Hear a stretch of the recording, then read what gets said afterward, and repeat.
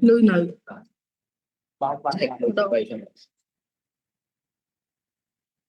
một ôm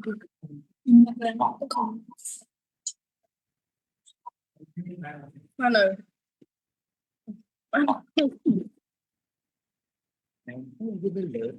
thì mà nhưng khách khỏi được thôi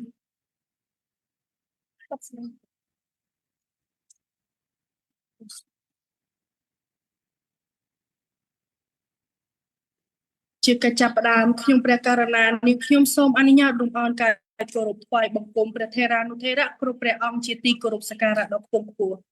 សូមគោរពអាដាមលោកជំទាវលោកស្រីគណៈកម្មការលោកគ្រូអ្នកគ្រូបងប្អូនបេក្ខជននិងទស្សនិកជនដែលកំពុងតាមដានទស្សនាក្នុងការ live ផ្ទាល់លើទំព័រ Facebook Page ផ្លូវការរបស់ការិយាល័យយុវជននៃមន្ទីរអប់រំយុវជននិងកីឡាខេត្តកណ្ដាលជាទីគោរពនិងជាទីរាប់អានការប្រកួតកាលពីព្រឹកមិញនេះគឺកន្លងផុតទៅចំនួន2ប្រធានបទមកហើយនៅខណៈពេលនេះគឺជាថ្ងៃចុងក្រោយនៃការប្រកួតផងដែរដូច្នេះខ្ញុំជឿជាក់ថាការប្រកួតប្រធានបទល្ងាចនេះនឹងកាន់តែមានការចាប់អារម្មណ៍និងការទស្សនាច្រើនពីសំណាក់បងប្អូននៅលើបណ្ដាញសង្គម Facebook ចំពោះប្រធានបទទី7នេះដែរនាងខ្ញុំជឿជាក់លើបងប្អូនជាបេក្ខជនដែលបានស្វះស្វែងសិក្សាស្រាវជ្រាវនៅលើតលហេកនេះដ៏គួរឲ្យចាប់អារម្មណ៍និងគួរឲ្យជឿជាក់សម្រាប់បងប្អូនទស្សនិកជននិងអ្នកគាំទ្រនៅពេលនេះដូច្នេះកុំឲ្យខាតពេលវេលាយូរនាងខ្ញុំស្រួយមនីនាថសូមធ្វើការផ្ទេរវេទិកានេះបន្តទៅកាន់អ្នកសម្របសម្រួលពៅចន្ទ្រាបន្ទាប់សូមអរគុណពីកាមេរ៉ានឹងចន្ទ្រាធ្វើឲ្យយ៉ាងម៉េចពីក្នុងវាស្អី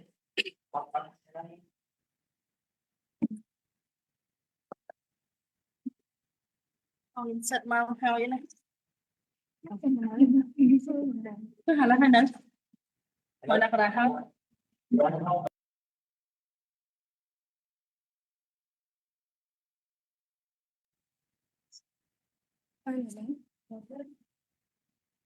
ជំរាបសួរនាងខ្ញុំឈ្មោះពៅចន្ទ្រាសូមចូលខ្លួនមកសម្របសម្រួលទៅលើប្រធានបទសូមចូលរួមសម្របសម្រួលទៅលើការប្រកួតនៅប្រធានបទដែលបានលើកឡើងថាការចូលរួមសកម្មភាពយុវជនកាយរិទ្ធកាកបាទក្រហមសសយុគធ្វើឲ្យសិស្សរៀនខ្សោយដែលក្រុមនឹងត្រូវចូលខ្លួនមកប្រកួតនិងបង្ហាញសមត្ថភាព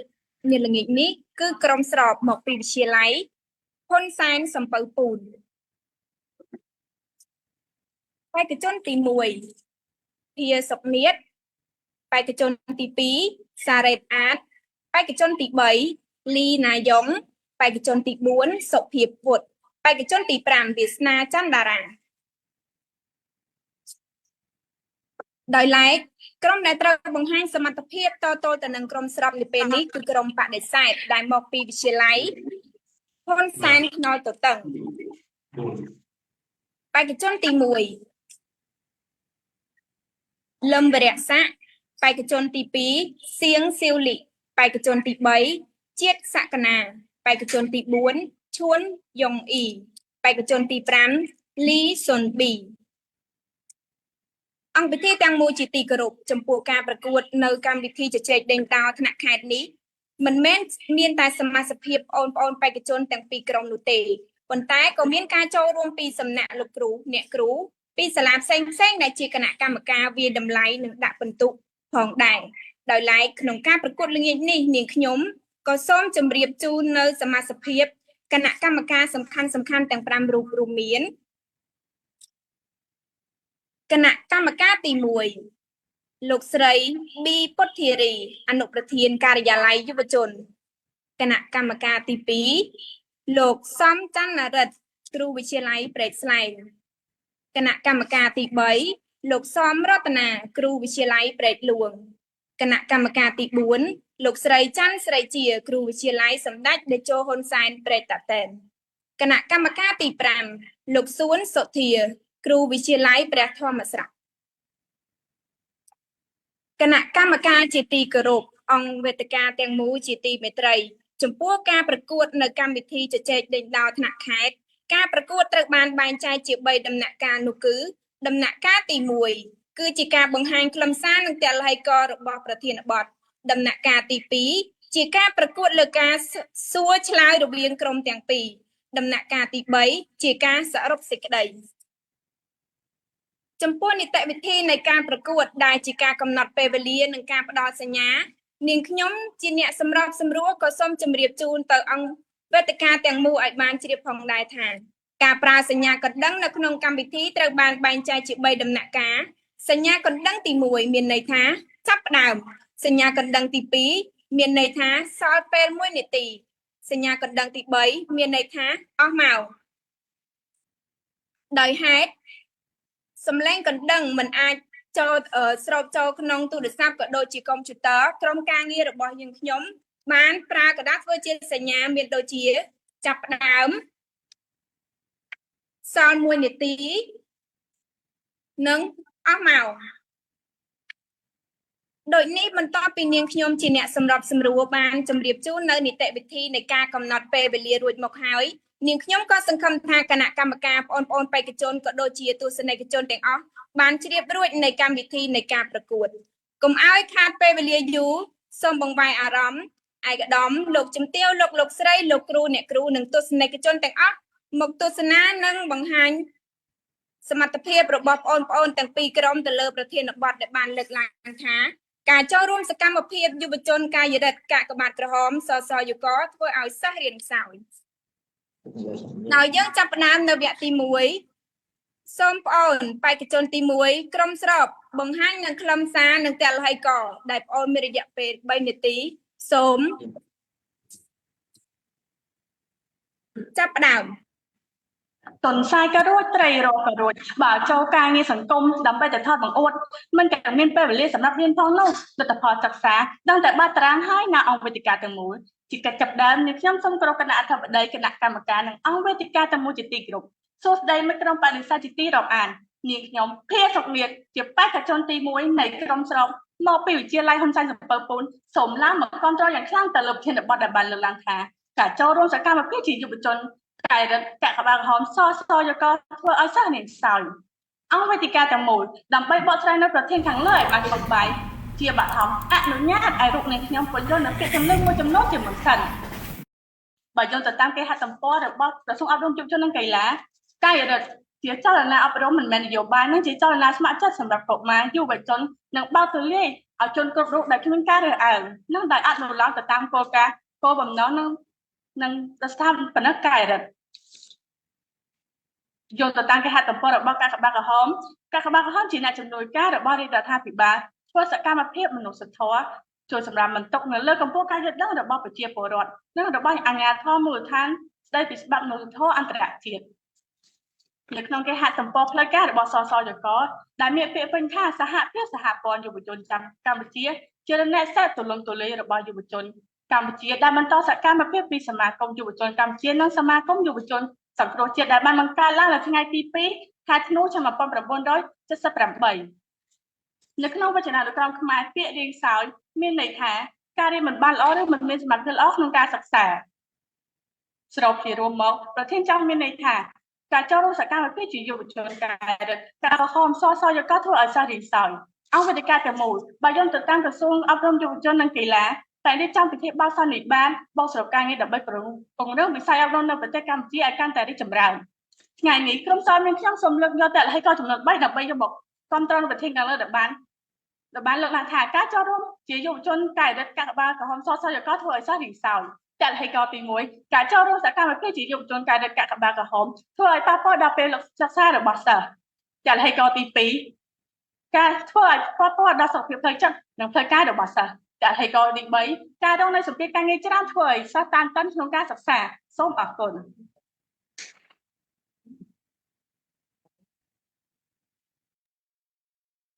អរគុណបងប្អូនសូមបេក្ខជនទី1ដែលមកពីក្រុមបដិសេធបង្ហាញនៅខ្លឹមសារនិងទស្សនវិជ្ជាដែលបងប្អូនមានរយៈពេល3នាទីសូមចាប់ផ្ដើម ការចូលរួមសកម្មភាពនៅក្នុងសង្គមគឺមិនបានធ្វើឲ្យប៉ះពាល់ដល់ការសិក្សារបស់សិស្សនោះទេតែយើងទៅវិញទេទើបធ្វើឲ្យការសិក្សារបស់ខ្លួនឯងចុះខ្សោយហើយរៀនពូកែក៏មកពីកត្តាជាច្រើនទៀតដែរដូចជាកត្តាខ្លួនឯងគ្រួសារសាលារៀននិងសង្គមជាកិច្ចចាប់ផ្ដើមនាងខ្ញុំសូមគោរពគណៈអធិបតីលោកគ្រូអ្នកគ្រូនិងមិត្តក្រុមស្របនិងអង្គវេទិកាទាំងមូលជាទីគោរពដ៏គង់ខ្ពស់នាងខ្ញុំជាតិសក្កណាតំណាងឲ្យក្រុមបដិសេធមកពីវិទ្យាល័យហ៊ុនសែនថ្នោតទឹកទឹកសូមឡើងមកបដិសេធយ៉ាងពេញទំហឹងនៅមតិមិត្តក្រុមស្របដែលបានលើកឡើងថាការចូលរួមសកម្មភាពជាយុវជនកាយរដ្ឋកាកបាទក្រហមនិងសសយកធ្វើឲ្យសិស្សរៀងខ្សោយដើម្បីជាស្ពានឈានចូលទៅដល់ការបកស្រាយប្រធានបទខាងលើឲ្យកាន់តែខុសក្បាយស៊ីជម្រៅទៀតនោះសូមអនុញ្ញាតឲ្យរូបនាងខ្ញុំបកស្រាយនៅពាក្យកន្លឹះជាមុនសិនទី1ពាក្យសសយកមានន័យថាសហភាពសហព័ន្ធយុវជនកម្ពុជាឬហៅកាត់ថាសសយកដែលបានចាប់បដិសន្ធិឡើងនៅថ្ងៃទី2ខែធ្នូឆ្នាំ1978ដែលស្ថិតក្នុងកលៈទេសៈប្រទេសកម្ពុជាស្ថិតក្នុងរបបប្រល័យពូជសាសន៍ប៉ុលពតរីឯពាក្យកាយរដ្ឋបានមកពីពាក្យកាយផ្សំជាមួយនឹងពាក្យរដ្ឋដែលពាក្យកាយតំណាងឲ្យកាយសម្បទាដ៏រឹងមាំរីឯពាក្យរដ្ឋបង្ហាញពីរដ្ឋាភិបាលអំណាចដ៏ខ្លាំងក្លាជាទំពាំងស្នូលឫស្សីហើយបានចូលជាសមាជិកពេញសិទ្ធិរបស់អង្គការពិភពលោកនៅថ្ងៃទី1ខែកក្កដាឆ្នាំ2008ក្នុងគោលបំណងអភិវឌ្ឍធនធានមនុស្សគ្រប់ស្រទាប់យុវជនវ័យក្មេងនិងជួយបម្រើកិច្ចការងារសង្គមរីឯពាក្យកាយរដ្ឋមានន័យថាជាអង្គការមនុស្សធម៌ជាតិដែលមានបេសកកម្មជួយប្រជាពលរដ្ឋក្នុងគ្រាមានអាសន្នផ្សេងៗហើយបានចាប់បដិសន្ធិឡើងនៅថ្ងៃទី8ខែឧសភាឆ្នាំ1968ដូចនេះប្រធានមានន័យជារួមថាការចូលរួមសកម្មភាពជាយុវជនសសយកកាកបាទក្រហមនិងកាយរដ្ឋគឺមិនបានធ្វើឲ្យសិស្សរៀងខ្សោយនោះទេតែសិស្សខ្លួនឯងទៅវិញទេទើបធ្វើឲ្យការសិក្សារបស់ខ្លួនឯងចុះខ្សោយហើយពួកគាត់ទៅវិញទេដែលជាទំពាំងស្នងឫស្សីដែលបង្កើតឡើងក្នុងគោលបំណងអភិវឌ្ឍធនធានមនុស្សក្នុងស្រទាប់យុវជនវ័យក្មេងហើយក៏ជាអង្គការមនុស្សធម៌ជាតិដែលមានបេសកកម្មជួយប្រជាពលរដ្ឋក្នុងគ្រាមានអាសន្នផ្សេងៗផងដែរអង្គវេទិកាទាំងមូលជាទីគោរពមិត្តក្រុមស្របជាទីស្រឡាញ់សួរថាបើខ្លួនយើងមិនប្រឹងតើនរណាមកប្រើចំនួននោះអង្គវេទិកាទាំងមូលខណៈនេះដែរក្រុមបដិសេធយើងខ្ញុំសូមពំនាំនៅតលហេកទាំង3គឺតលហេកទី1ស្ដីពីទស្សនវិជ្ជាទូទៅនៃដំណើរការក្រុមប្រឹក្សាយុវជនស្ម័គ្រចិត្តតលហេកទី3ស្ដីពីអត្ថប្រយោជន៍នៃការចូលរួមការងារក្នុងសង្គមនិងតលហេកទី3នោះគឺស្ដីពីការបត់បែនរបស់បុគ្គលឬកត្តាខ្លួនឯងសូមគោរពអរគុណនិងសូមអរគុណ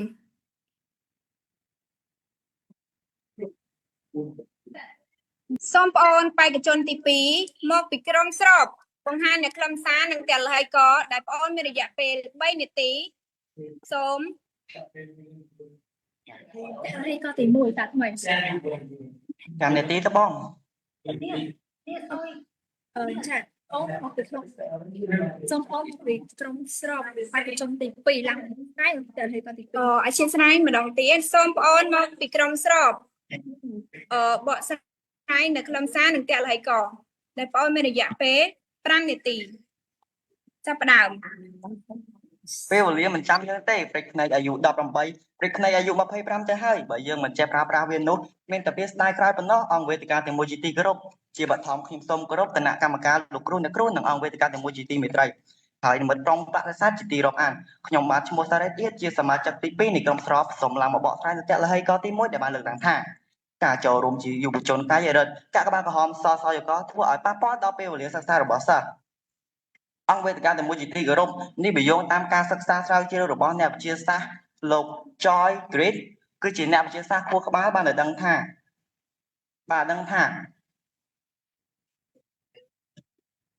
្ថិតនៅក្នុងវ័យនេះគឺជាវ័យដែលខួរក្បាលមានការលូតលាស់ល្អមានសមត្ថភាពខ្ពស់នៅក្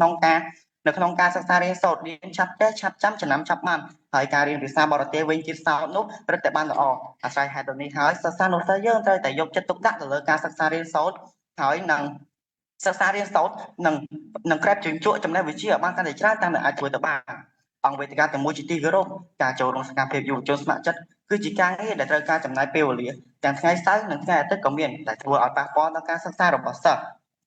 ជាក់ស្ដែងសិស្សភាគច្រើនត្រូវរៀនរត់ផងត្រូវរៀនគួរផងហើយត្រូវធ្វើស្វ័យសិក្សាទៀតដើម្បីទទួលបានចំណេះដឹងកាន់តែទូលំទូលាយ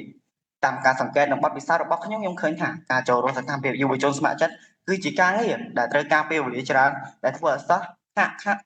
ខានមកសាលារៀនដែលធ្វើឲ្យការសិក្សារបស់គាត់ក៏ធ្លាក់ចុះតាមនោះហើយជាក់ស្ដែងនៅក្នុងសង្គមយើងនេះយើងឃើញថាសិស្សានុសិស្សនៅតាមសាលានានាដែលចូលរួមជាយុវជនកាយរដ្ឋកាកបាទក្រហមសសយក តែងតែមានពេលវេលាតិចតួចសម្រាប់ស្វ័យសិក្សានិងធ្វើកិច្ចការផ្ទះករណីនេះដែរអាចបណ្ដាលឲ្យពួកគេមានពេលវេលាសម្រាប់មិនគ្រប់គ្រាន់បាត់បង់ការផ្ដោតអារម្មណ៍នៅក្នុងថ្នាក់រៀនហើយជាពិសេសសិស្សករណីនេះដែរអាចបណ្ដាលឲ្យពួកគេបាត់បង់ការផ្ដោតអារម្មណ៍នៅក្នុងថ្នាក់រៀនហើយជាពិសេសសិស្សបឋមភូមិនិងទុតិយភូមិដែលកំពុងត្រៀមខ្លួនប្រឡងនាពេលខាងមុខប្រសិនបើគ្មានពេលវេលាគ្រប់គ្រាន់នោះសម្រាប់សិក្សាឬរៀនបានតិចនោះក៏អាចបណ្ដាលឲ្យពួកគេរៀនមិនចេះប្រឡងមិនចប់ផងដែរហើយម្យ៉ាងវិញទៀតសិស្សានុសិស្សយើងដែលចូលរួមសកម្មភាពយុវជនស្ម័គ្រចិត្តដោយសារតែភាពចង់សប្បាយរីករាយលយឆាយហឺហាខ្លះទៀតដែលចង់អួតអ្នកដទៃដោយប្រើពេលវេលាដ៏មានតម្លៃរបស់ខ្លួននោះទៅយ៉ាងឥតប្រយោជន៍ជាក់ស្ដែង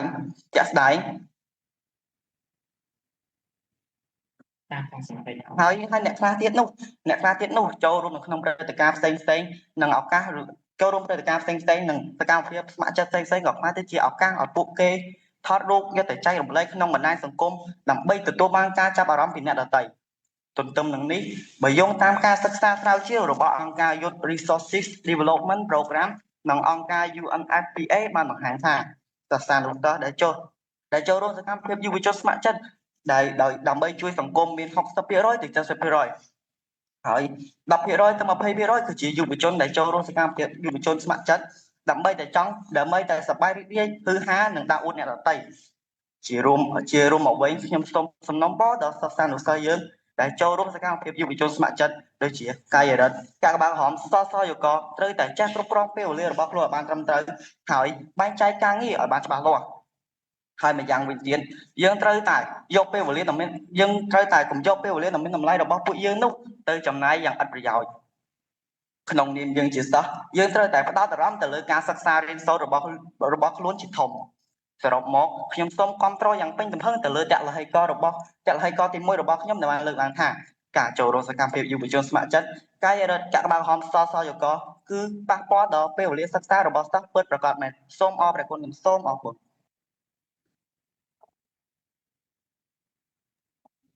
អរគុណបងអូនសូមបេក្ខជនទី2មកពីក្រុមបដិសេធឡើងបកស្រាយនៅតលហេកក៏ដូចជាខ្លឹមសារបងអូនមានរយៈពេល5នាទីនៅតាមសាលារៀនមួយយុវជនសសយកកាយរដ្ឋនិងកាកបាទក្រហមដើរតួនាទីយ៉ាងសំខាន់ទៅលើកិច្ចការសាលានិងសង្គមដើម្បីជួយក្នុងការសម្របសម្រួលក៏ដូចជាទៅទទួលយកនៅបទពិសោធន៍ថ្មីដើម្បីអភិវឌ្ឍសាលារៀនរបស់ខ្លួនជាបឋមសូមគោរពគណៈអធិបតីគណៈកម្មការលោកគ្រូអ្នកគ្រូនិងមិត្តក្រុមស្របជាទីស្រឡាញ់និងជាទីរាប់អាននាងខ្ញុំឈ្មោះឈួនយ៉ងអ៊ីជាបេក្ខជនទី2នៃក្រុមបដិសេធមកពីវិទ្យាល័យហ៊ុនសែនថ្នតតឹងសូមចូលខ្លួនមកបកស្រាយកាន់តែច្បាស់នៅតលហេកទី1ដែលមានសេចក្តីថាទស្សនវិជ្ជាទូទៅនៅដំណើរការក្រុមប្រឹក្សាស្ម័គ្រចិត្តកម្ពុជាជាការពិតណាស់នៅក្នុងការនៅរបស់យើងសប្តាហ៍ថ្ងៃគឺត្រូវតែបន្តដំណើរទៅមុខជានិច្ចដើម្បីជួបជាមួយនឹងរឿងរ៉ាវថ្មីនិងបទពិសោធន៍ប្លែកៗជាច្រើនហើយជាមួយគ្នានេះដែរជីវិតជាសិស្សវិទ្យាល័យក៏ដូចគ្នាផងដែរត្រូវជួបជាមួយនឹងបទពិសោធន៍ថ្មីដើម្បីពង្រឹងសមត្ថភាពរបស់សិស្សានុសិស្សឲ្យកាន់តែល្អប្រសើរពីមួយកម្រិតទៅមួយកម្រិតថែមទៀតដើម្បីទទួលបាននូវបទពិសោធន៍ថ្មីនៃជីវិតជាសិស្សវិទ្យាល័យសិស្សានុសិស្សមួយចំនួនបានចូលខ្លួនជាយុវជនស្ម័គ្រចិត្តកម្ពុជាដែលមានមុខងារជាច្រើនដូចជាយុវជនសសយកយុវជនកាយរដ្ឋនិងយុវជនកាកបាទក្រហមហើយដោយដែលយើងបានដឹងហើយថារឿងអ្វីក៏ដោយនៅលើលោកនេះគឺมันមានភាពវិជ្ជមានទាំងស្រុងនោះទេវាតែងតែបង្កប់នៅភាពវិជ្ជមាននិងអវិជ្ជមានតិចតួចដូចគ្នាផងដែរប៉ុន្តែខ្ញុំជឿជាក់ថាយុវជនដែលជាក្រុមស្ម័គ្រចិត្តកម្ពុជាក៏បានដឹងផងដែរអំពីរឿងទាំងនេះហើយខ្ញុំក៏រឹតតែជឿជាក់ផងដែរថាពួកគាត់នឹងមានវិធានការដើម្បីទប់ស្កាត់អំពីភាពអវិជ្ជមានទាំងនេះមិនឲ្យជះឥទ្ធិពលអាក្រក់មកលើពួកគាត់បានឡើយនៅក្នុងការចូលរួមក្នុងសកម្មភាពយុវជនស្ម័គ្រចិត្តកម្ពុជាទាមទារពេលវេលានៅក្នុងការធ្វើសកម្មភាពប៉ុន្តែมันបានធ្វើឲ្យប៉ះពាល់ទៅដល់ការសិក្សារៀនសូត្ររបស់សិស្សានុសិស្សនោះឡើយព្រោះនៅក្នុងការធ្វើសកម្មភាពมันបានទាមទារឲ្យសិស្សានុសិស្សបោះបង់ចោលការសិក្សារួចស្រវាយយកការងារស្ម័គ្រចិត្តនោះឡើយផ្ទុយទៅវិញទាមទារឲ្យសិស្សានុសិស្សចេះបែងចែកពេលវេលាឲ្យបានត្រឹមត្រូវនិងច្បាស់លាស់ជារៀងរាល់ឆ្នាំនៅថ្ងៃទី7ខែមករាសាលារៀនទូទៅនៅប្រទេសកម្ពុជាតែងតែបិទផ្អាកដំណើរការរយៈពេល1ថ្ងៃដែលព្រោះវាជាថ្ងៃដែលរំលឹកទៅដល់ថ្ងៃ7មករា1979ជាថ្ងៃដែលប្រទេសកម្ពុជាបាន បានរួចផុតពីរបបប្រល័យពូជសាសន៍កម្ពុជាដ៏ខ្មៅងងឹតនិងឃោរឃៅបំផុតភ្លេចបាត់ហើយនិងឃោរឃៅបំផុតហេកុំមក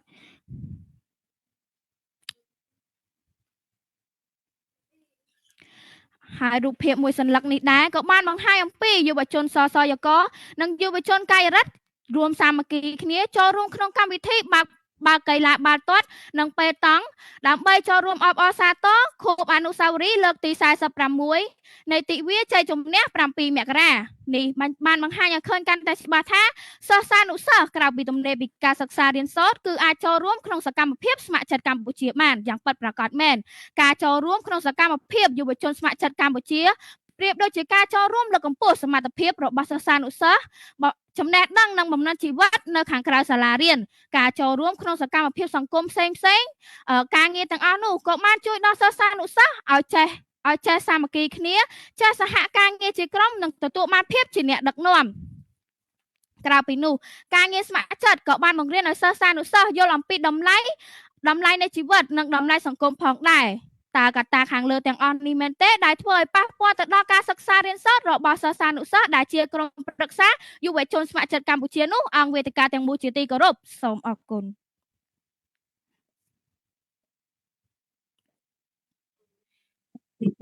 បងប្អូន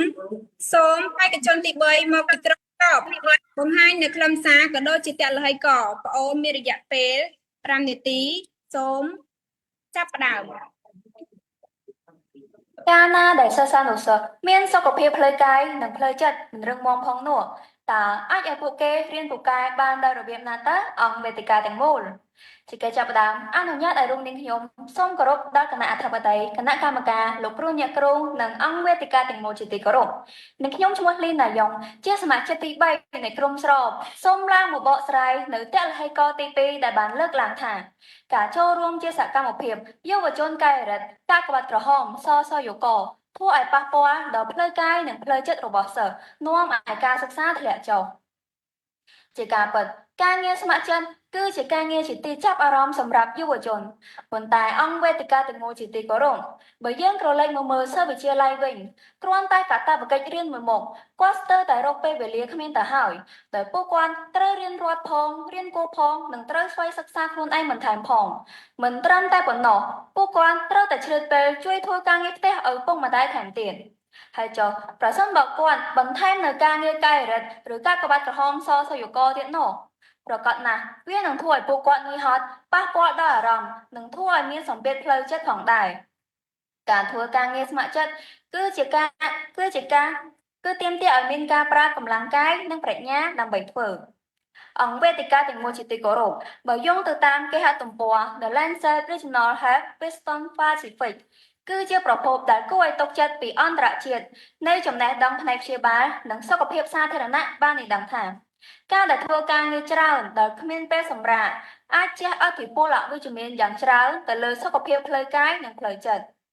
ផលប៉ះពាល់ទាំងនោះរួមមានការកើនឡើងនៃភាពតានតឹងការថប់បារម្ភជំងឺធ្លាក់ទឹកចិត្តបញ្ហានៃការគេងរួមទាំងហានិភ័យខ្ពស់ទៅលើជំងឺរ៉ាំរ៉ៃដូចជាជំងឺបេះដូងនិងជំងឺដាច់សរសៃឈាមខួរក្បាលជាដើមយុវជនកាយរដ្ឋកាកបាទក្រហមសសយកជាអ្នកជំនួយដល់ស្ថាប័នសាធារណៈហើយក៏ជាអ្នកផ្ដល់ជំនួយដល់ប្រជាពលរដ្ឋផងដែរប៉ុន្តែប្រសិនបើពួកគាត់បំពេញភារកិច្ចទាំងនោះដោយមិនមានការប្រុងប្រយ័ត្ននោះអាចនឹងផ្ដល់ផលប៉ះពាល់ដល់ខ្លួនឯងជាបំខានជាក់ស្ដែងដូចជាយុវជនកាកបាទក្រហមមានតួនាទីយ៉ាងសកម្មក្នុងការជួយសង្គ្រោះនិងបំពេញភារកិច្ចមនុស្សធម៌ទោះបីជាពួកគេទទួលបាននូវការបណ្ដុះបណ្ដាលមុនពេលដែលជួយសង្គ្រោះក៏ដោយក៏ពួកគេអាចជួបប្រទះនឹងហានិភ័យផ្សេងៗទៅដល់ពួកគាត់ផងដែរយុវជនអាចជួយសង្គ្រោះក្នុងពេលដែលមានបរិយាកាសមិនសុវត្ថិភាពដូចជាមេឃភ្លៀងខ្យល់ព្យុះចុះអាប់ឬពេលងងឹតកាលណាដែលពួកគាត់ធ្វើដំណើរដោយមិនមានសុវត្ថិភាពមិនមានការប្រុងប្រយ័ត្នទេនោះសុទ្ធសឹងតែជាហានិភ័យធំហើយណាអង្គវេទិកាទាំងមូលបើយោងទៅតាមគេហទំព័រពន្លឺព្រះធម៌ដែលបានចុះផ្សាយនៅថ្ងៃទី17ខែវិច្ឆិកាឆ្នាំ2020បានឃើញថាមានយុវជនស្ម័គ្រចិត្តម្នាក់បានស្លាប់នៅពេលដែលបើកបរម៉ូតូលឿនទៅជួយសម្រួលចរាចរណ៍ កត្តាខាងលើទាំងអស់នេះហើយដែលធ្វើឲ្យសិស្សានុសិស្សដែលចូលរួមក្នុងការធ្វើការងារស្ម័គ្រចិត្តហ្នឹងប៉ះពាល់ដែលធ្វើឲ្យសិស្សានុសិស្សដែលចូលរួមធ្វើការងារស្ម័គ្រចិត្តបាត់បង់ឱកាសឬពេលវេលាក្នុងការរៀនសូត្រនិងសមត្ថភាពក្នុងការសិក្សាបញ្ហានេះធ្វើឲ្យពួកគាត់ខ្វះខាតនូវគ្រឹះមិនអាចដោះស្រាយលំហាត់ឬឆ្លើយសំណួរពេលរៀនប្រឡងនានាដែលជាកត្តាដែលជំរុញឲ្យការសិក្សាធ្លាក់ចុះដូចនេះនាងខ្ញុំសូមសំណូមពរឲ្យសិស្សានុសិស្សកុំទាន់អាលគិតពីរឿងការងារស្ម័គ្រចិត្តនឹងអីផ្ទុយមកវិញក្នុងនាមយើងជាសិស្សយើងត្រូវតែចាត់ទុកការសិក្សាជាអត្ថប្រយោជន៍ទី1ដើម្បីទទួលបាននូវគ្រឹះយកមកកសាងជីវិតនាពេលអនាគតជាចុងក្រោយនាងខ្ញុំគាំទ្រយ៉ាងពេញទំហឹងទៅលើទិដ្ឋិកទី2ចំពោះប្រធានបទខាងលើដដែលសូមអរគុណអរគុណបងអូនសូមបេក្ខជនទី3មកពីក្រុមបដិសេធបង្ហាញនៅខ្លឹមសារនិងទិដ្ឋិករបស់ខ្លួនបងអូនមានរយៈពេល5នាទីសូមចាប់ផ្ដើម ការចូលរួមសកម្មភាពនៅក្នុងសង្គមសប្តាហ៍ថ្ងៃដូចជាសសយកការរត់ការក្បាលក្រហមគឺជាការងារមួយដែលផ្ដល់ឱកាសឲ្យសិស្សានុសិស្សទាំងអស់ទទួលបាននៅបទពិសោធន៍ល្អៗជាច្រើនណាស់អង្គវេទិកាទាំងមូលជាកិច្ចបន្តមកទៀតខ្ញុំសូមគោរពគណៈអធិបតីគណៈកម្មការលោកគ្រូអ្នកគ្រូនិងមិត្តចំស្របជាទីរាប់អានខ្ញុំបាទលឹមវិរៈសាជាបេក្ខជនទី3តំណាងឲ្យក្រុមបដិសេធមកពីសាលាវិទ្យាល័យហ៊ុនសែនថតតឹងសូមឡើងមកបកស្រាយនៅទិដ្ឋិកទី2ស្ដីពីអត្ថប្រយោជន៍នៃការចូលរួមជាយុវជនស្ម័គ្រចិត្តជាការពិតណាស់ការចូលរួមសកម្មភាពជាយុវជនស្ម័គ្រចិត្តសប្តាហ៍ថ្ងៃបានផ្ដល់នូវបទពិសោធន៍ចំណេះដឹងចំណេះធ្វើអេរិយាប័ត្រដែលជាសារៈសំខាន់ដល់ខ្លួនជាច្រើននិងឲ្យកាន់តែដឹងច្បាស់ពីសង្គមជាក់លាក់នាពេលសប្តាហ៍ថ្ងៃនិងអនាគតការអភិវឌ្ឍសមត្ថភាពនិងភាពនៃការដឹកនាំរបស់យុវជនក៏អាចផ្ដល់នូវការបណ្ដុះបណ្ដាលដល់យុវជនរួមមានការទំនាក់ទំនងជួបមនុស្សថ្មីទទួលបានបទពិសោធន៍ថ្មីការងារសង្គមឬផ្ទាល់ខ្លួនទទួលបានចំណេះដឹងទូលំទូលាយនិងបង្កើនឱកាសក្នុងការអភិវឌ្ឍសមត្ថភាពរបស់ខ្លួនក្នុងសង្គមបង្កើនទំនុកចិត្តនិងការជឿជាក់លើខ្លួនឯងហើយអាចជួយដោះស្រាយអាចយល់ដឹងអំពីវិធីសាស្ត្រដោះស្រាយបញ្ហាដោយត្រឹមត្រូវនិងសន្តិវិធីការផ្លាស់ប្ដូរគំនិតនិងពង្រីកទស្សនវិស័យជាវិជ្ជមាននិងការអភិវឌ្ឍសមត្ថភាពនិយាយជាសាធារណៈឬការធ្វើបទបង្ហាញជាមួយនឹងការជជែកដេញដោលប្រកបដោយប្រសិទ្ធភាពនិងបច្ចេកទេសអាចចែករំលែកបទពិសោធន៍មានភាពជាអ្នកដឹកនាំហើយថែមទាំងអាចជួយផ្សព្វផ្សាយនៅព័ត៌មានសំខាន់ៗដល់ប្រជាពលរដ្ឋជាក់ស្ដែងដូចជាការចូលរួមចែកប្លង់ដីដល់ប្រជាពលរដ្ឋធ្វើជាសាក្សីដ៏សំខាន់មួយឬអ្នកចូលរួមក្នុងសារប្រជុំឬបុគ្គលដែលមានតួនាទីឬបទសម្ភាសន៍របស់បុគ្គលដែលមានតួនាទីធំអាចធ្វើឲ្យយើងជាបុគ្គលដែលម៉ត់ចត់ក្នុងរឿងការងារគោរពពេលវេលាចេះសន្សំសំចៃនិងមានភាពជាម្ចាស់ការលើខ្លួនឯងនិងចេះពិចារណាដឹងខុសត្រូវមិនលោភលន់រហ័សរហួនទំនួលខុសត្រូវខ្ពស់ជាពិសេសនោះគឺមានឱកាសការងារក្នុងជួររដ្ឋាភិបាលពីព្រោះការងាររដ្ឋមួយចំនួនទាមទារឲ្យមនុស្សមានបទពិសោធន៍ខ្ពស់ក្នុងការយល់ដឹងអំពីបទសម្ភាសន៍ក្នុងកិច្ចការសង្គមនិងយល់ដឹងឲ្យកាន់តែច្បាស់អំពីការចូលរួមនៅក្នុងកិច្ចការសង្គមជាតិការចូលរួមជាយុវជនស្ម័គ្រចិត្តនេះផងដែរក៏អាចជួយឲ្យសិស្សានុសិស្សក៏អាចជាគំរូដ៏ល្អដល់បងប្អូនជំនាន់ក្រោយផងដែរពីព្រោះយុវជនស្ម័គ្រចិត្តទទួលបានការវឹកវើច្រើនដែលអាចធ្វើឲ្យក្រុមប្រឹក្សាយុវជនអាចជួយសម្របសម្រួលនៅក្នុងសាលាឲ្យមានសណ្ដាប់ធ្នាប់ផងដែរមិនត្រឹមតែប៉ុណ្ណោះការចូលរួមសកម្មភាពជាយុវជនសសយកក៏អាចចូលរួមនៅក្នុងកម្មវិធីសង្គមធំៗជាច្រើនដូចជាអង្គរសង្ក្រាន្តសាទរកម្ពុជាព្រឹត្តិការណ៍កីឡាស៊ីហ្គេមនិងអាស៊ានប៉ារ៉ាហ្គេមតើនេះជាសកម្មភាពដែលធ្វើឲ្យក្រុមប្រឹក្សាយុវជនរៀងខ្សោយនោះអង្គវេទិកាទាំងមូលសូមអរគុណអរគុណបងអូនសូមបេក្ខជនទី4មកពីក្រុមស្របបង្ហាញនៅខ្លឹមសារនិងទិដ្ឋិករបស់ខ្លួនបងអូនមានរយៈពេល5នាទីសូមដើម ប្រសិនបើសិស្សមានការងារច្រើនមិនឈប់ឈរការងាររំឡើងតើមិនឲ្យពួកគេរងសម្ពាធការងារស្រួលថាប៉ះពាល់ដល់ការសិក្សាដោយមិនទៅអង្គវេទិកាទាំងមូលជាកិច្ចចាប់ផ្ដើមខ្ញុំសូមគោរពទៅដល់អង្គវេទិកាទាំងមូលនិងមិត្តភ័ក្តិក្រុមបរិស័ទជាទីស្រឡាញ់រាប់អានខ្ញុំបាទឈ្មោះសុភាពចំពុតមកពីវិទ្យាល័យហ៊ុនសែនសំពត់ពូនបានចូលក្នុងបកស្រាយនៅកលកទី3ដែលមានចំណងជើងថាការរងសម្ពាធពីការងារធ្វើឲ្យសិស្សមានភាពតានតឹងក្នុងការរៀនសូត្របច្ចុប្បន្នយើងសង្កេតឃើញថាយុវជនកាយរិទ្ធកាកបាទក្រហមសសយកមានទូនាទីជាច្រើនដែលបានដាក់មកពីសំណាក់លោកគ្រូអ្នកគ្រូថ្នាក់ដឹកនាំក្រុមនិងដៃគូសហគមន៍បើយោងតាម CRC យុវជនកាយរិទ្ធកាកបាទក្រហមសសយកមានទូនាទីដូចជាការចូលរួមផ្សព្វផ្សាយសុខាភិបាលសាធារណៈអប់រំអនាម័យនិងការការពារជំងឺការចូលរួមកម្មវិធីបរិច្ចាគឈាមការចូលរួមជួយសង្គ្រោះប្រជាជននៅពេលមានគ្រោះមហន្តរាយផ្សេងៗជួយជនរងគ្រោះចែកចាយជំនួយបឋមនិងផ្ដល់សេវាកម្មជំនួយបឋមការចូលរួមសង្គ្រោះចរាចរណ៍ការចូលរួមជួយចែកអំណោយដល់ជនក្រីក្រការចូលរួមសកម្មភាពស្ម័គ្រចិត្តដូចជាសម្អាតបរិស្ថានសាលារៀនសង្គមនិងសហគមន៍ការរៀបចំព្រឹត្តិការណ៍ផ្សេងៗនៅក្នុងសង្គមនិងការទទួលភ្ញៀវកិត្តិយសដែលយាងចុះមកការចូលរួមក្នុងកម្មវិធីអប់រំយុវជនបណ្ដុះបណ្ដាលយុវជនឲ្យស្គាល់អំពីអនុសញ្ញានិងច្បាប់អន្តរជាតិអប់រំយុវជនសិស្សានុសិស្សនិស្សិតឲ្យយល់ដឹងអំពីសិទ្ធិមនុស្សនិងការជឿនលឿនរបស់មនុស្សនិងសង្គមអភិវឌ្ឍគោលនយោបាយអភិវឌ្ឍសង្គមដោយប្រើក្រមសីលធម៌ល្អនិងដោះស្រាយបញ្ហានានាប្រកបទៅដោយក្រមសីលធម៌ល្អ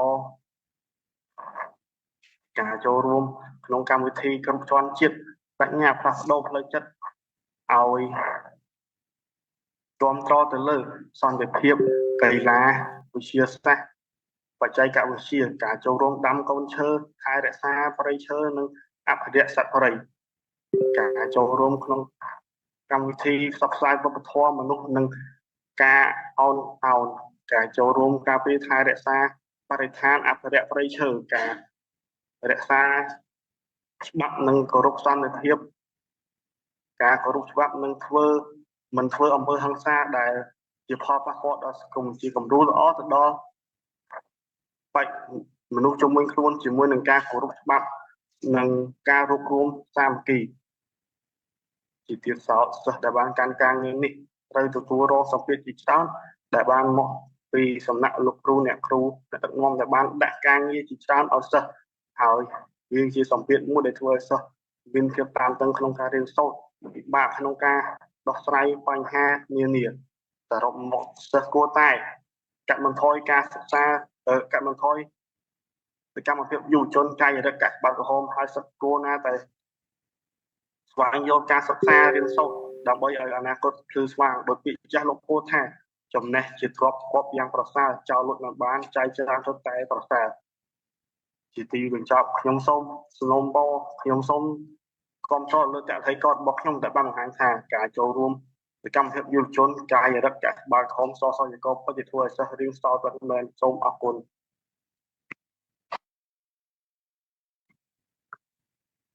អរគុណបងអូនសូមបេក្ខជនទី4នៃក្រុមបដិសេធឡើងមកបង្ហាញនៅខ្លឹមសារនិងតលហេករបស់ខ្លួនបងអូនមានរយៈពេល5នាទីសូមចាប់ផ្ដើម នៅតាមសាលារៀននីមួយៗតែងតែមានសិស្សខ្លាំងនិងសិស្សខ្សោយជារឿងធម្មតាសិស្សខ្លាំងនៅតែខ្លាំងឯសិស្សខ្សោយនៅតែខ្សោយប្រសិនបើពួកគេមិនព្រមកាយខ្លួនហើយសិស្សដែលខ្សោយនេះដែរមិនមែនមកពីពួកគេចូលរួមក្នុងសកម្មភាពយុវជនឡើយប៉ុន្តែបណ្ដាលមកពីកត្តាខ្លួនឯងដល់ឡែកវិញការចូលរួមជាយុវជនស្ម័គ្រចិត្តមិនអាចធ្វើឲ្យសិស្សរៀនខ្សោយបានទេមានតែធ្វើឲ្យសិស្ស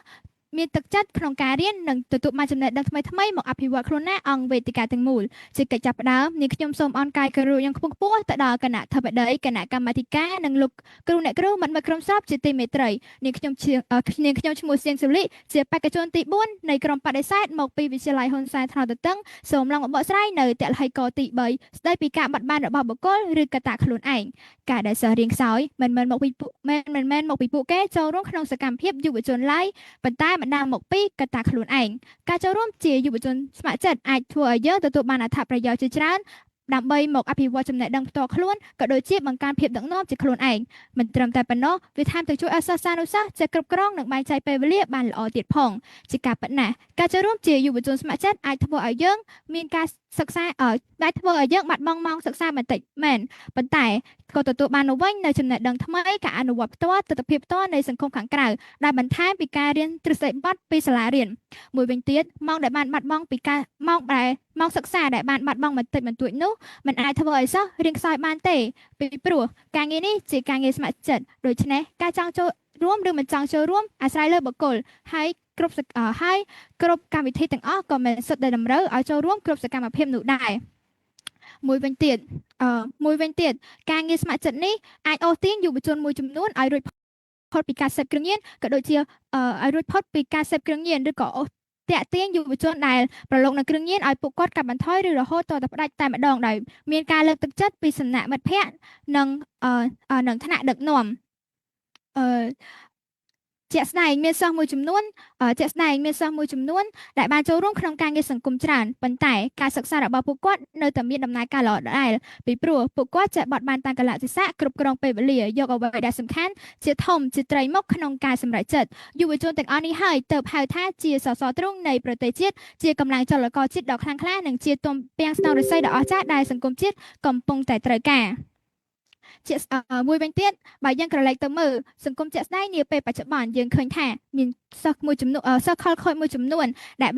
មិនមែនជាក្រុមប្រឹក្សាយុវជនបានដើរលេងកិច្ចសាលាញៀនបារីញៀនស្រាប្រព្រឹត្តអំពើអសិលធម៌ញៀននឹងលបែងថ្នាំញៀនបង្កអសន្តិសុខក្នុងសង្គមដែលមិនមែនជាក្រុមយុវជនស្ម័គ្រចិត្តហើយខូចអនាគតទាំងវ័យក្មេងគឺ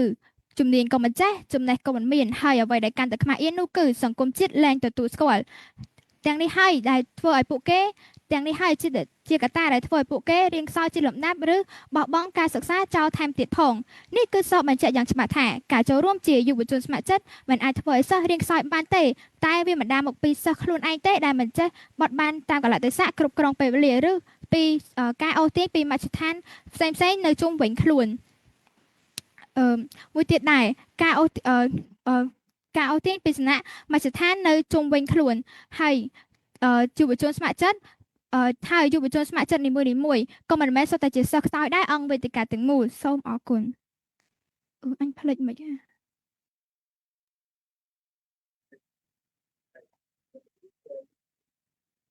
សូមអរគុណដល់បេក្ខជនទាំងពីរក្រុមដែលបានមកបកស្រាយនៅអត្ថន័យនិងខ្លឹមសារយ៉ាងជ្រាលជ្រៅនេះ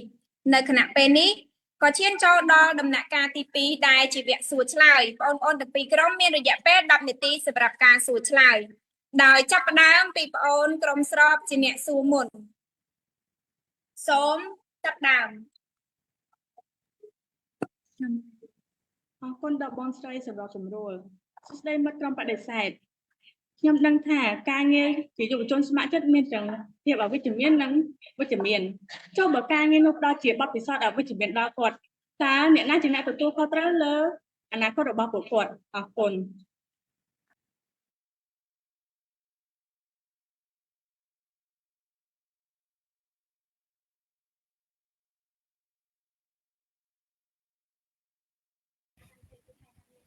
អរគុណមិត្តសម្រាប់សំណួរវាមិនអាចផ្ដល់ផលអវិជ្ជមានបានទេព្រោះការងារទាំងអស់នោះមិនបានអូសទាញមិត្តឲ្យទៅសេពគ្រឿងញៀនសេពស្រាឬក៏ជក់បារីឬក៏ដើរបំពេញសង្គមនោះទេផ្ទុយទៅវិញការងារជាយុវជនស្ម័គ្រចិត្តបាននាំមិត្តចូលរួមក្នុងកម្មវិធីសង្គមដែលអូសទាញឲ្យមិត្តបានឃើញអំពីសង្គមពិតជាក់ស្ដែងការរស់នៅពិតប្រាកដវាមិនបានធ្វើឲ្យប៉ះពាល់ទៅដល់អនាគតរបស់មិត្តនោះទេដែរសូមអរគុណ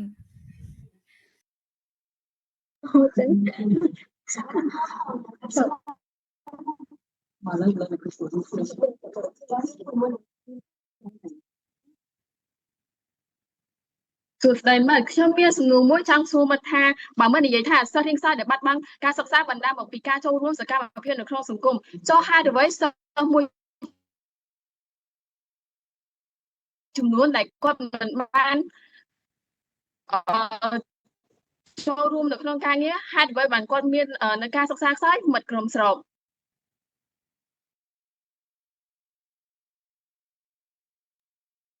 អរគុណមិត្តសម្រាប់សំណួរការដែលសិស្សដែលចូលមិនចូលរួមដែលធ្វើរៀនសោនឹងមកពីកត្តាខ្លួនឯងតើគាត់នឹងចង់រៀនចេះអត់តើគាត់ចេះបែងចែកពេលវេលារបស់គាត់អត់តើគាត់ទៅធ្វើម៉េចឲ្យគាត់រៀនចេះឬក៏ធ្វើអីតាមទៀតហើយគាត់ស្វ័យសិក្សានៅផ្ទះរៀនគួរបន្ថែមឬក៏អត់ហើយគាត់ម៉ោងរៀនគាត់តិចម៉ោងរៀនអត់សូមអរគុណសូមពេលវេទិកាកាន់មិត្តបន្ត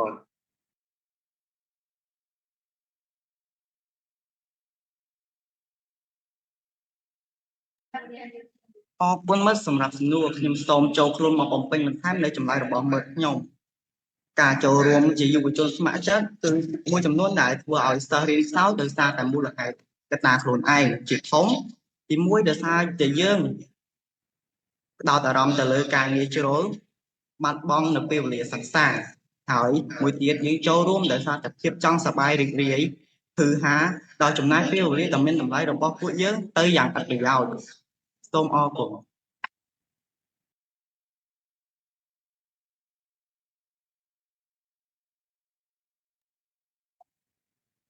មិត្តក្រុមបដិសេធខ្ញុំសូមសួរទៅកាន់បេក្ខជនទី4ដែលបានបកស្រាយចលហេតុទី3នៅក្នុងចំណុច1នៃចលហេតុទី3របស់មិត្តបានបញ្ជាក់ថាជាក់ស្ដែងសិស្សមួយចំនួនដែលជាយុវជនស្ម័គ្រចិត្តដែលចូលហើយគឺថាមានការធ្លាក់ចុះនៅក្នុងការសិក្សាតើមានប៉ុន្មានភាគរយនៃសិស្សនោះដែលមិត្តបាននិយាយហើយមានឯកសារយោងដែរឬទេសូមមិត្តអញ្ជើញបកស្រាយសូមអរគុណ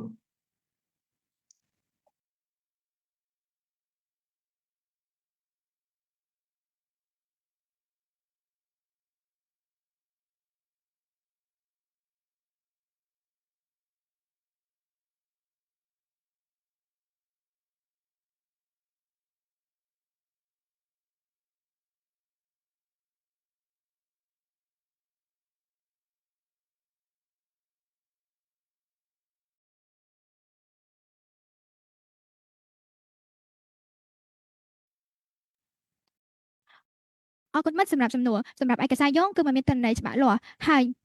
វាក៏មិនអាចធ្វើឲ្យសិស្សនោះវាមិនអាចធ្វើឲ្យសិស្សរៀនខ្សោយបានទេហើយក៏ខ្ញុំចង់ហើយនាងខ្ញុំក៏ចង់សួរទៅមិត្តថាការដែលមិត្តនិយាយថាការចូលរួមសកម្មភាពទាំងនោះធ្វើឲ្យការសិក្សារបស់សិស្សចុះខ្សោយតើមិត្តមានឯកសារយោងដែរឬទេ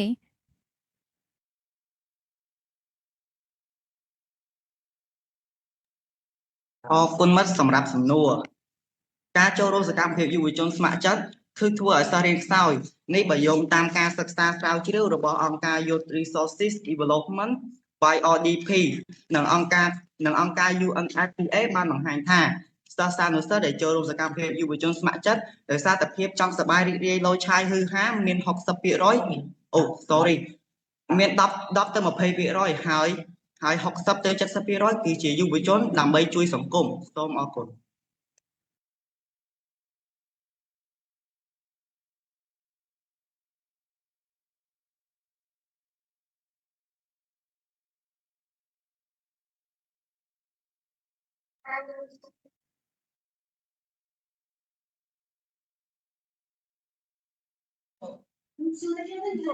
ខ្ញុំមានសំណួរមួយចង់សួរទៅមិត្តក្រុមបាទដូចតែខ្ញុំឃើញថាមានមិត្តបាននិយាយអំពីការងារដែលយុវជនស្ម័គ្រចិត្តទៅធ្វើការនោះគឺនៅថ្ងៃទី7មករាគឺជាថ្ងៃជប់សម្រាកនិងថ្ងៃជប់សម្រាប់ផ្សេងទៀតដូចជាអង្គរសង្គ្រាមចុះមិត្តបានគិតទៅថាចុះបើការងារយុវជនស្ម័គ្រចិត្តធ្វើមិនចំថ្ងៃជប់សម្រាកដូចជាការទៅទទួលគណៈអធិបតីនៅក្នុងកម្មវិធីផ្សេងវិញតើវាមានផលប៉ះពាល់យ៉ាងដូចម្ដេចទេសូមមិត្តអញ្ជើញបកស្រាយសូមអរគុណអរគុណមិត្តសម្រាប់សំណួរចំពោះសំណួរមួយនេះគឺខ្ញុំចង់ឆ្លើយទៅកាន់មិត្តថាបើសិនជាការចូលរួមដូចជាអង្គរសង្គ្រាមថ្ងៃទី7មករាក៏ដូចពិតមែនប៉ុន្តែមិត្តត្រូវចាំថាការចូលរួមសកម្មភាពទាំងនេះមិនមែនមានតែយុវជនតែមួយនាក់នោះទេគឺមានយុវជនជាច្រើនអ្នកផងដែរដូច្នេះហើយយុវជនទាំងនេះក៏មិនអាចធ្វើឲ្យការប៉ះពាល់ក៏មិនអាចធ្វើឲ្យមានផលប៉ះពាល់ដល់សកម្មភាពទាំងនេះក៏មិនអាចធ្វើឲ្យមានការផលប៉ះពាល់ដល់សិស្សនោះដែរមិត្ត ហើយខ្ញុំក៏ចង់សួរមិត្តវិញថាមិត្តបាននិយាយថាការចូលរួមសកម្មភាពយុវជនស្ម័គ្រចិត្តប៉ះពាល់ដល់ការសិក្សាចុះការចូលរួមសកម្មភាពយុវជននេះមិនជួយឲ្យការសិក្សារបស់សិស្សយល់ដឹងកាន់តែច្បាស់ជាងមុនទេឬមិត្ត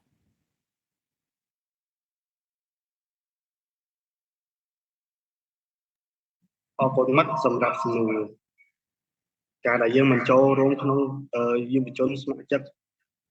នេះក៏ផ្ដល់នៅបទពិសោធន៍និងមេរៀនថ្មីៗដែលយើងអាចទៅធ្វើការងារនៅក្រៅដូចជាយើងផ្ដល់ការណែនាំដល់អ្នកភូមិយើងឲ្យចេះពាក់មួកគោរពច្បាប់ចរាចរណ៍ឬក៏ណែនាំទៅកាន់ក្មេងៗដែលមិនគោរពច្បាប់ចរាចរណ៍ហើយ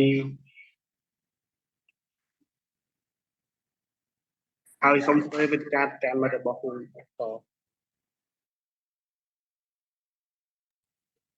នាងខ្ញុំសូមបកស្រាយបន្តទៅលើចម្លើយចំពោះតកតងទៅនឹងតលហេកទី1ដែលមិត្តនាងខ្ញុំបានបកស្រាយរួចហើយក្មេងដែលមានអាយុចន្លោះចាប់ពី5ទៅ18ឆ្នាំគឺខួរក្បាលរបស់គាត់មានភាពឆ្លាតវៃជាងមនុស្សធំដូច្នេះហើយពួកគាត់ត្រូវតែខិតខំសិក្សារៀនជាមួយសិនចំពោះសមត្ថភាពហ្នឹងគឺពួកគាត់អាចស្វែងរកតាមក្រោយក៏បានដែរមិនបដិសេធ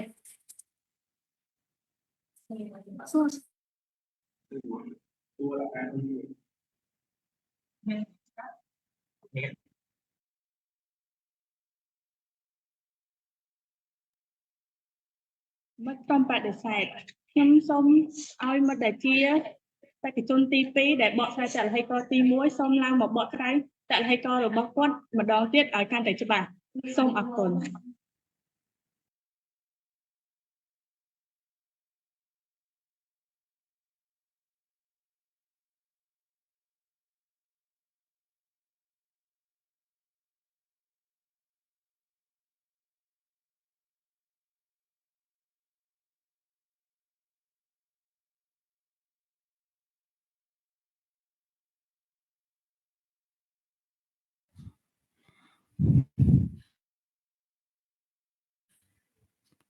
អរគុណមិត្តសម្រាប់សំណួរខ្ញុំមានសំណួរចង់សួរមិត្តថាតើមិត្តមិនយល់ទាំងស្រុងឬក៏មិត្តចង់ឲ្យខ្ញុំបកស្រាយវិញទាំងស្រុងតែម្ដង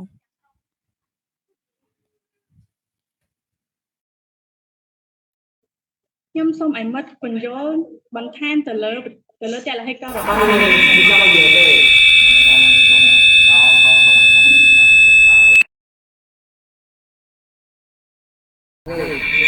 con dương này rồi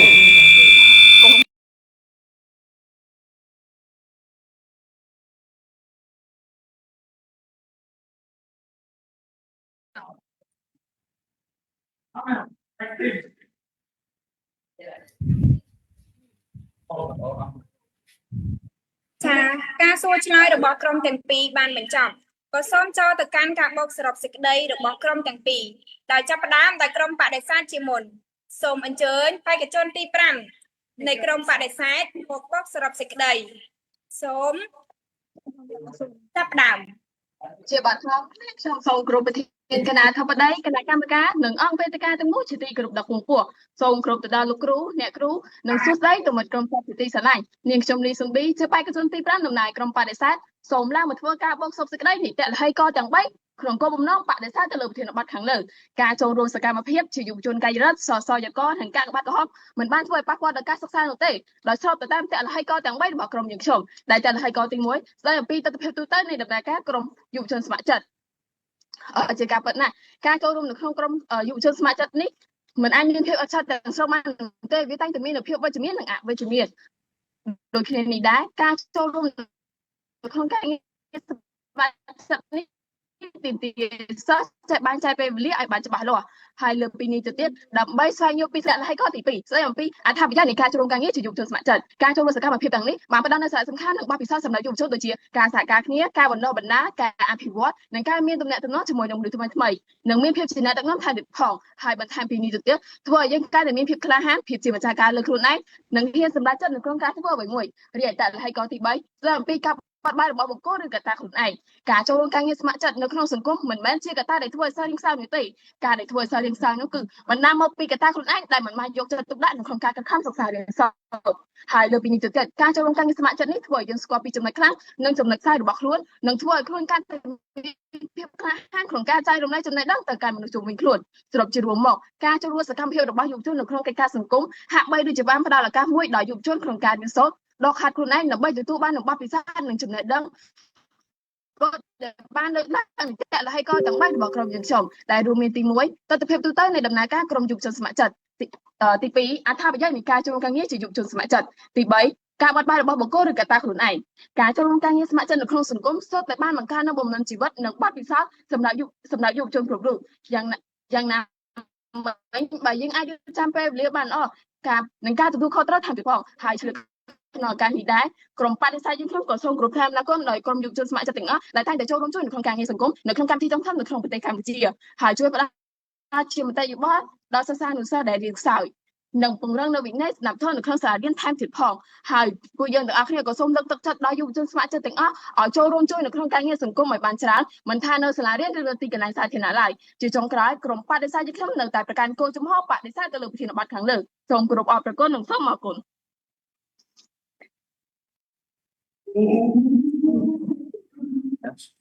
បងប្អូនសូមអញ្ជើញឯកជនទី5នៃក្រុមស្រប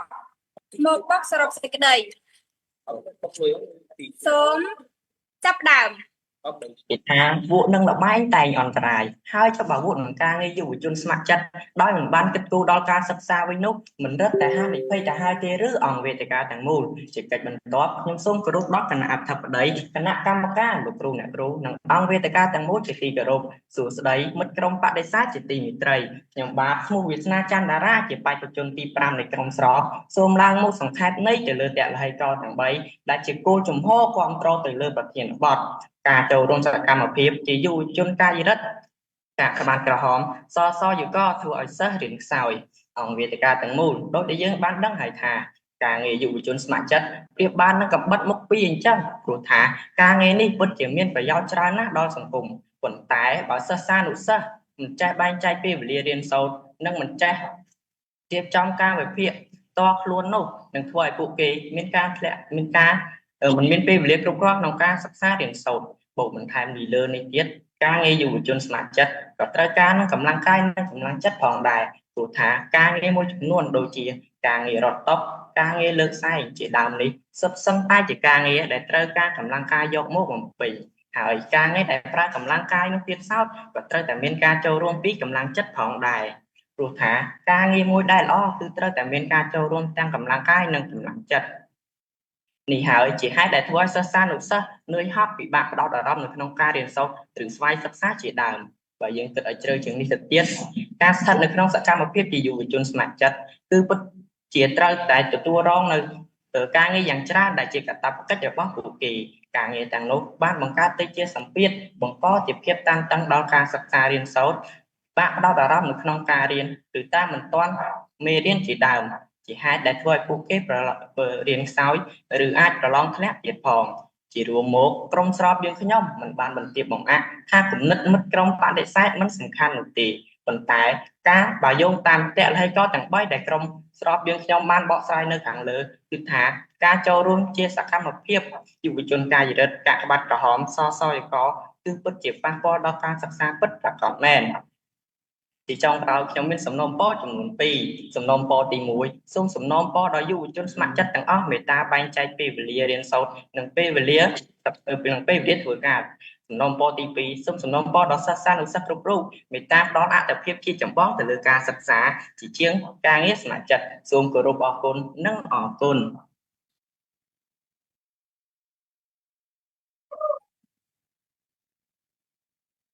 បងប្អូនសម្រាប់ការបកស្រាយប្រធានបទបានយ៉ាងក្បោះក្បាយវេទិកាបន្ទាប់គោរពអញ្ជើញដល់គណៈកម្មការវាយតម្លៃមកវាយតម្លៃនិងផ្ដល់មតិយោបល់ដល់បងប្អូនដែលជាបេក្ខជនសូមគោរពអញ្ជើញគណៈកម្មការទី1លោកស្រីប៊ីពុតធីរីអនុប្រធានការិយាល័យយុវជនបងបាទចាជំរាបសួរលោកស្រីទាំងអស់គ្នាក៏ដូចជាបងប្អូនជាបេក្ខជនចា ចាជាដំបូងនេះខ្ញុំសូមថ្លែងអំណរគុណដល់បងប្អូនទាំងអស់ដែលខំប្រឹងអស់ពីចិត្តពីថ្លើមក្នុងការងារហ្នឹងហើយនឹងនិយាយប្រកួតគ្នាយ៉ាងសុទ្ធស្វែងចាខ្ញុំសូមជូនពរបងអូនទាំងពីរក្រុមបានទៅដល់វគ្គបន្តទៀតចាសូមគោរពអរគុណចា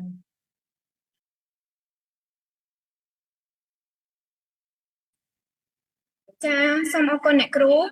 ជាបន្តទៅទៀតនេះសូមគោរពអញ្ជើញគណៈកម្មការទី2លោកសំច័ន្ទណារិទ្ធគ្រូវិទ្យាល័យព្រែកស្លែងមកផ្ដល់មតិនិងវាតម្លៃ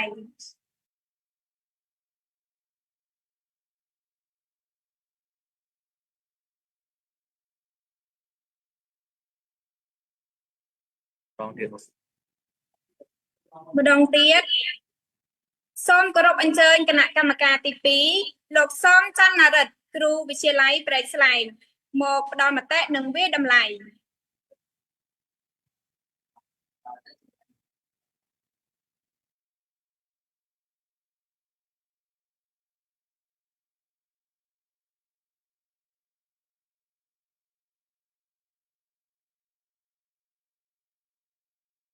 ជាកិច្ចបន្តទៀត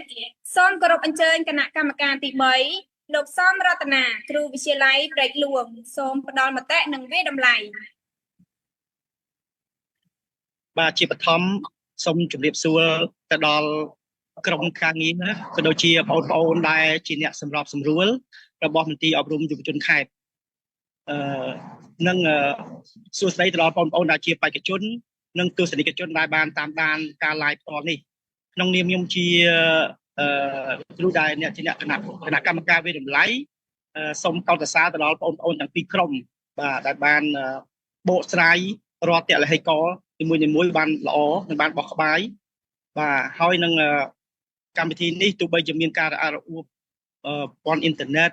ក៏ដោយក៏ការប្រកួតប្រជែងរបស់យើងនឹងធ្វើទៅដោយរលូនបាទអញ្ចឹងជាចុងក្រោយមានតែពាក្យសូមជូនពរទៅដល់ក្រុមទាំងពីរឲ្យទទួលបានជោគជ័យបាទអរគុណបាទ ចាអរគុណលោកគ្រូជាបន្តទៅទៀតនេះសូមគោរពអញ្ជើញគណៈកម្មការទី4លោកស្រីច័ន្ទស្រីជាគ្រូវិទ្យាល័យសម្ដេចតេជោហ៊ុនសែនព្រៃតាតែនសូមតេនឹងវាតម្លៃ ចាសូមជម្រាបសួរដល់បងប្អូននៅក្នុងកម្មវិធីទាំងអស់គ្នាទាំងវិទ្យាល័យថ្នាក់ទៅនិងវិទ្យាល័យសពៅពូនពិនិត្យទៅលើប្រធានបទទី7នេះគិតបានអ្នកគ្រូមើលទៅគិតថាក្រុមបដិសេធក៏មិនទៅថាខុសហើយក្រុមសក៏មិនអាចថាខុសបានដែរព្រោះ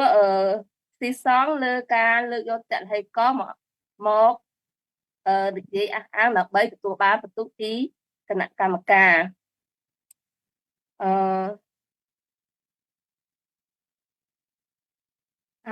អ្នកគ្រូក៏អត់មានអីច្រើនដែរព្រោះការវិតម្លៃនេះមិនមែនតែអ្នកគ្រូតែឯងទេគឺមានគណៈកម្មការ5រូបទៀតដើម្បីបូកសរុបលទ្ធផលអញ្ចឹងលទ្ធផលថាក្រុមណាអាចទទួលបានជ័យលាភីក្នុងវគ្គពាក់កណ្ដាលដីព្រ័ត្រនេះគឺអាស្រ័យលើគណៈកម្មការទាំង5នេះហើយអញ្ចឹងអ្នកគ្រូក៏អត់មានអីច្រើនដែរគ្រាន់តែមានការកោតសរសើរចំពោះបងប្អូនដែលខំប្រឹងប្រែងក្នុងការបកស្រាយលើតតិកលនីមួយៗដើម្បីទទួលបានការពេញចិត្តពីការវិតម្លៃនេះហើយក៏សូមជូនពរបងប្អូនទាំងពីរក្រុមទទួលបានលទ្ធផលដើម្បីបន្តទៅវគ្គបន្តទៀតចាសូមអរគុណ ចាអរគុណអ្នកគ្រូសូមអញ្ជើញគណៈកម្មការទី5លោកសួនសុធាដែលជាគណៈកម្មការចុងក្រោយគ្រូនៃវិទ្យាល័យហ៊ុនសែនព្រែកធម្មស្រាប់សូមផ្ដល់មតិនិងវាតម្លៃ បាទសូមជម្រាបសួរខ្ញុំនៅគ្រូនៅវិទ្យាល័យធម្មស្រាប់ហើយសូមមានមតិយោបល់វាតម្លៃទៅបងប្អូនដែលទាំងពីរក្រុមបាទហើយសូមជម្រាបសួរទៅលោកគ្រូអ្នកគ្រូនិងបេក្ខជនទាំងអស់បងប្អូនទាំងពីរក្រុម បាទបងប្អូនខំប្រឹងអស់ពីកម្លាំងចិត្តកាយហើយប៉ុន្តែជាធម្មតាទេការប្រកួតប្រជែងវាតែងតែបាទមានបាទទទួលជ័យជំនះនិងទទួលបរាជ័យបាទប៉ុន្តែបរាជ័យយើងបាទបរាជ័យនៅក្នុងជាក្រុមការជជែកដេញដោលរបស់យើងទេវាមិនអីទេបាទអញ្ចឹងខ្ញុំសូមលើកទឹកចិត្តឲ្យបងប្អូនទាំងពីរក្រុមបាទបើក្រុមបងប្អូនណាទទួលជ័យជំនះនិងក្រុមណាដែលនឹងក្រុមដែលបងប្អូនដែលមិនទទួលជ័យជំនះសូមបងប្អូនកុំបាក់ទឹកចិត្តអីបងប្អូនខំប្រឹងបន្តទៅទៀតសូមអរគុណ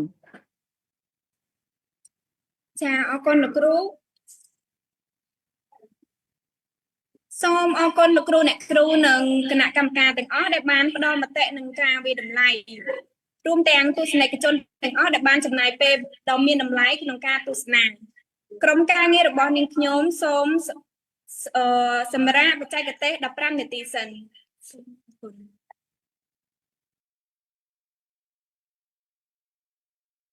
ដើម្បីជាសក្ខីភាពគ្រប់គ្រងទៅលើប្រធានបទឲ្យកាន់តែមានអត្ថន័យរបស់ខ្មែរបន្ថែមទៀតនោះក្រុមរបស់យើងចុះបានដាក់ចេញនៅតែលហិកចំនួន3សក្ខីនោះគឺតែលហិកទី1ផលវិបាកនៃការប្រាប់ផលអវិជ្ជមាននៃការប្រើប្រាស់ទូរស័ព្ទក្នុងគ្រួសារសិក្សានិងមធ្យមសិក្សាតែលហិកទី2ការសិក្សាតាមបែបប្រពៃណីដែលត្រូវបានយកមកអនុវត្តតែលហិកទី3និន្នាការទស្សនវិជ្ជាការប្រើប្រាស់ទូរស័ព្ទនៅក្នុងគ្រួសារសិក្សាមធ្យមសិក្សាប្រកបដោយប្រសិទ្ធភាព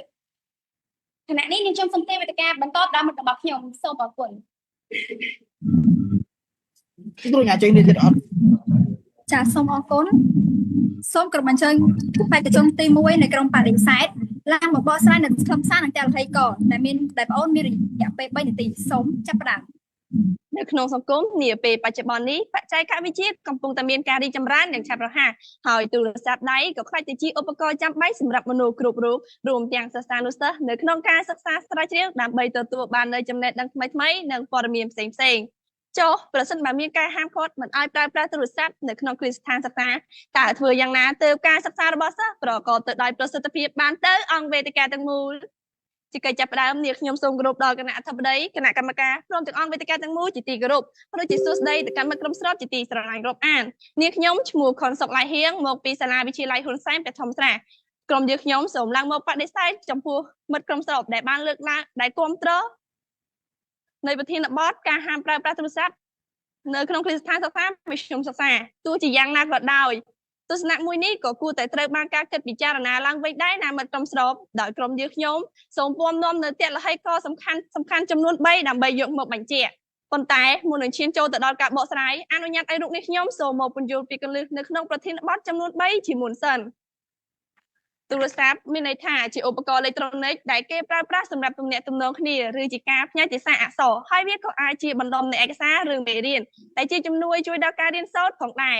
នេះបើយោងទៅតាមវចនានុក្រមខ្មែររបស់សម្ដេចព្រះសង្ឃរាជជួនណាតចំណែកឯពាក្យគ្រឹះស្ថានសិក្សាសំដៅទៅលើមជ្ឈមណ្ឌលអប់រំសិក្សាបណ្ដុះបណ្ដាលចាប់ពីកម្រិតមត្តេយ្យសិក្សាដល់ឧត្តមសិក្សាទោះជាប្រភេទសាលាវិទ្យាស្ថានឬសាកលវិទ្យាល័យឬមជ្ឈមណ្ឌលអប់រំសិក្សាបណ្ដុះបណ្ដាលបច្ចេកវិទ្យាគ្រប់កម្រិតនេះបើយោងទៅតាម page YouTube Dictionary រីឯមធ្យមសិក្សាសំដៅទៅលើការសិក្សាបន្ទាប់ពីបឋមសិក្សាគឺមាន2មធ្យមសិក្សាបឋមភូមិចាប់ពីថ្នាក់ទី7ដល់ថ្នាក់ទី9និងមធ្យមសិក្សាទុតិយភូមិចាប់ពីថ្នាក់ទី10ដល់ទី12នេះបើយោងទៅតាមវចនានុក្រមសង្កបៈសរុបមកចំពោះសម័យអប់រំនាពេលបច្ចុប្បន្នដែលបច្ចេកវិទ្យាជាផ្នែកមួយមិនអាចកាត់បំបែកពីការរៀនសូត្របានទេការហាមប្រើប្រាស់ទូរស័ព្ទក្នុងគ្រឹះស្ថានសិក្សាមធ្យមសិក្សាមិនមែនជាមធ្យោបាយដ៏មានប្រសិទ្ធភាពបំផុតនៅក្នុងការបង្កើនសមត្ថភាពរៀនសូត្ររបស់សិស្សឡើយផ្ទុយទៅវិញការដឹកនាំការបង្រៀនឲ្យសិស្សមានវិន័យនៅក្នុងការប្រើប្រាស់បច្ចេកវិទ្យាជាផ្នែកមួយដំណោះស្រាយដ៏ឆ្លៀវវៃដែលអាចជួយអភិវឌ្ឍសមត្ថភាពរៀនសូត្ររបស់សិស្សយ៉ាងប្រកបទៅដោយទំនួលខុសត្រូវហើយក៏អាចឆ្លើយតបទៅនឹងតម្រូវការរបស់កម្ពុជាដែលកំពុងអភិវឌ្ឍលើបដិបត្តិឧស្សាហកម្ម 4.0 ដែលមានតម្រូវការខាងបច្ចេកវិទ្យាជាការចាំបាច់ដូច្នេះអនុញ្ញាតឲ្យរូបនេះខ្ញុំលើកនៅទលហិកទាំង3ដើម្បីឲ្យមិត្តនេះខ្ញុំចូលរួមបកស្រាយបន្ទាប់ពីរូបនេះខ្ញុំដោយទលហិកទី1ការគ្រប់គ្រងការប្រើប្រាស់ទូរស័ព្ទល្អប្រសើរជាជាងការហាមឃាត់ទលហិកទី2ការសិក្សាសម័យថ្មីត្រូវតាក់ទងទៅនឹងបច្ចេកវិទ្យានិងទលហិកទី3ទូរស័ព្ទជាឧបករណ៍ជួយដល់ការសិក្សាដ៏មានសារៈសំខាន់សូមអរព្រគុណនិងសូមអរគុណចាសូមអរគុណសូមក្រុមអញ្ជើញបេក្ខជនទី2នៃក្រុមស្របឡើងមកបកស្រាយនីតិលហិកទី1បងអូនមានរយៈពេល5នាទីសូម ជាចាប់ផ្ដើមខ្ញុំសូមគោរពដល់គណៈកម្មការលោកគ្រូជាទីគោរពនិងមាត់ក្រុមបរិស័ទជាទីរាប់អាននេះខ្ញុំឈ្មោះភីឌីណាមកពីវិទ្យាល័យអគ្គមហាសេនាធិការហ៊ុនសែនប្រតិទិនតំណាងឲ្យក្រុមស្របឡើងបបោះសាយនៅផ្ទះលហិកទី1តែមុននឹងចូលដល់ផ្ទះលហិកទី1យើងគូគប្បីស្គាល់ពីពាក្យមួយចំនួនជាមុនសិនដែលយើងទៅតាមវិជ្ជាប្រោខ្មែរប្រសង្ឃរាជជួនណាបាននិយាយថាគ្រឹះស្ថានសិក្សានៃវិទ្យាល័យសិក្សាមានន័យថាគឺជាកម្រិតថ្នាក់ចាប់ពីថ្នាក់ទី7រហូតដល់ថ្នាក់ទី12ដែលរៀបចំឲ្យមានការមានចំណេះដឹងនិងជំនាញរី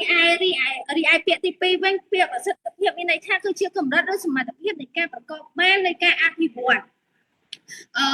ក្រៅពីការបកស្រាយនៅពីពាក្យខាងលើនាងខ្ញុំសូមចោទបកស្រាយនៅក្នុងតលហិកទី1ផលអវិជ្ជមាននៃការប្រើប្រាស់ទូរស័ព្ទនៅក្នុងគ្រឹះស្ថានវិទ្យាសិក្សាយើងដឹងហើយថាការប្រើប្រាស់ទូរស័ព្ទនៅក្នុងគ្រឹះស្ថានសិក្សាវាមានផលប៉ះពាល់យ៉ាងខ្លាំងជាពិសេសទៅដល់ទំនាក់ទំនងជាពិសេសទៅដល់ទំនាក់ទំនងនៅក្នុងសាលារៀនទំនាក់ទំនងនោះហើយដែលធ្វើឲ្យសិស្សនិស្សិតមិនបានផ្ដោតទៅលើការសិក្សារៀនសូត្រ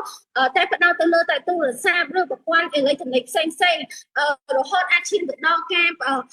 ចំណាយប្រាក់កាក់ផ្សេងនៅក្នុងការប្រព័ន្ធអ៊ីនធឺណិតឬហ្គេមនានាមិនមានពេលវេលាគ្រប់គ្រាន់ឬពេលវេលាគ្រប់គ្រាន់ឬសកម្មភាពគ្រប់គ្រាន់នៅជាមួយនឹងមនុស្សជុំវិញខ្លួនទោះបីជាបណ្ដាញសង្គមឥឡូវទូលំទូលាយក៏ដោយក៏ទោះបីបណ្ដាញសង្គមគឺជាអ្នកឆ្លងជាប់នៃការប្រស័យទំនាក់ទំនងគ្នានោះក៏ដោយក៏វាធ្វើឲ្យយើងមានភាពឯកានៅក្នុង